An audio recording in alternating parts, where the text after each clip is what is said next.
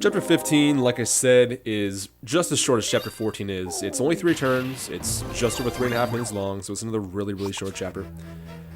And compared to Chapter 14, this is an escape chapter, but there's like nothing really going on in this map. Like, it's the bog standard escape chapter. There's nothing to talk about, really. All we're doing is moving Selkmore from point A to point B, so... I guess the setup for this chapter is... Shoya came back to the snail, and everyone's like, oh hey, cool, Shoya's back.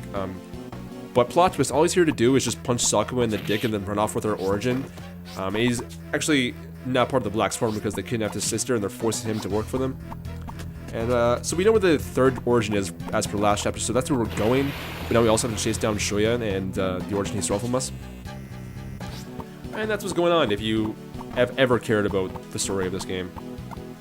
But to talk about the two things that specifically don't matter about this map. There's a capsule on the left side that we don't care about, so we can ignore the entire left side of the map. It's got a Straw Whip 2 in it. If you'll remember, the Straw Whip is the melee weapon that Tsubasa started with, so we obviously don't want that. The other thing is that I actually made a mistake last chapter in preparation for this chapter. I meant to give Janie an energy tank 120, but it just slipped my mind. So in order to survive 2 hits from those Rhino Beetles in the middle, she's going to have to evade instead, which is not a big deal, but she has really good chance of evading those guys anyway, so just in case you're wondering why I started evading suddenly, that's why. But I'm going to talk about something that I haven't talked about yet, and that is that part of the title that says no 2-player. So this game actually has a 2-player mode.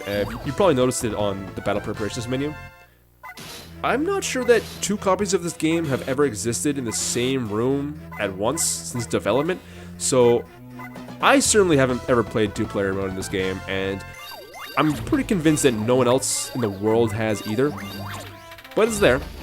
And there's 2 things you can do with it. You can battle, which probably sucks, but I've never done it, so maybe it's actually awesome. And you can also trade cards. So there's a card in this game that we skip later on in Chapter 20 called the Scorpion Rush card, and it works like Dancers from Fire Emblem, where you give an adjacent unit that's already had its turn back.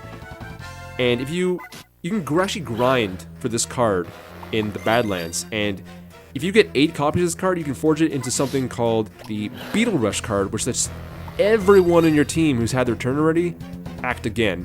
And so theoretically, you can grind for 160 copies of this fucking card and then forge 20 Beetle Rushes and then trade them over from one game to another game where you've LTC'd up to Chapter 3 and have access to the Battle Purchase menu, and then spend the rest of the game just beating every chapter in only 1 or 2 turns because you can refresh everyone on your team 20 times per chapter.